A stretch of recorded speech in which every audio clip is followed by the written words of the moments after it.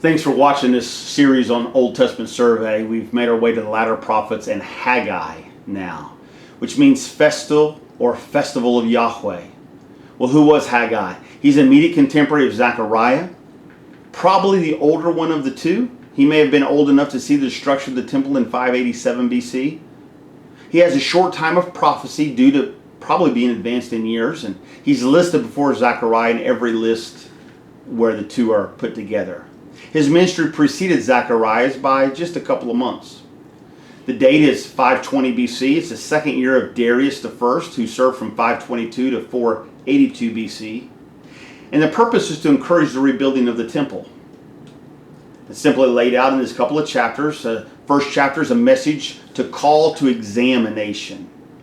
In verses 2, 3, and 4, after giving the title, he condemns the liturgy of people.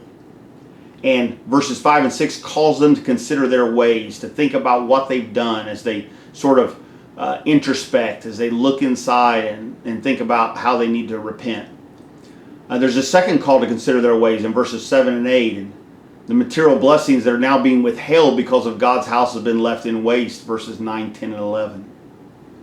And then at the end of chapter 1, the people and leaders obeyed the voice of Yahweh their God and the words of Haggai. The people began working 24 days later what the Lord had called them to do. In chapter 2, verses 1 through 9, we see a message of encouragement.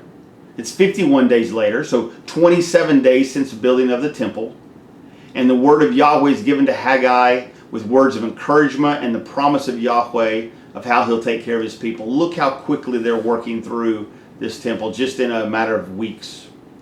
And then the middle part of chapter 2, verses 10 through 19, is the message to point out infectious nature of sin, that evil spreads more rapidly than righteousness, and there's the call to consider God's blessings from this day on. So what they're saying is, do not let sin get out of control, because just like if you allow a little bacteria to sit there, it'll continue to grow, or a little bit of mold, it'll continue to grow. So that's what sin will do. It'll become infectious and then spread.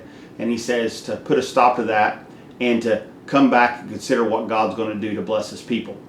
And in verses 20 through 23, there's a message to set forth the hope of a coming Messiah.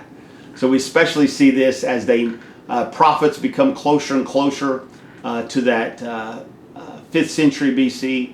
And there's not going to be many more words come from God. We hear these words of hope and a coming Messiah. Now, we hear a lot about the temple in this book. And so the value of a house of worship is it's personal, chapter 1 and verse 3, the assurance of God's presence in their midst. It's religious, chapter 2, verses 8 and 9. It's intended to glorify the Messiah's kingdom. It's material, chapter 2, verse 11 through 13, at the assurance of material blessings that God will take care of his people. It's political, chapter 2, verse 23, the civil ruler to be established at the line of Messiah. So we see this especially with Israel, with Judah in the Old Testament, the covenant people of God that's under more of a, even though they've set up a monarchy, it's more of a theocracy when they give themselves to God and allow him to rule over them. That's the way the country was supposed to be set up.